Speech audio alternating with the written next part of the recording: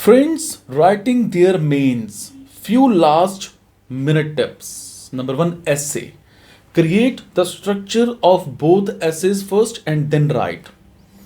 What people, especially first timers, do is that they overthink in the first essay and underperform the second. Give equal time. Number two, GS. Attempt each and every question. Don't miss any. Start from the 11th question and complete the 15 markers first. Then 1 to 10th. Have a digital watch with you such that you have the trace of every second because every second counts in mains.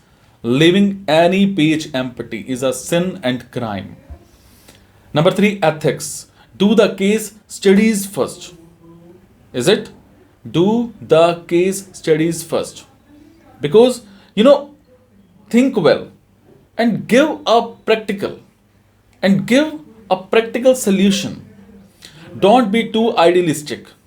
Number four, isolate yourself from the rest of the world. I know most of you would have stopped using any social media. So continue with that. Thank you.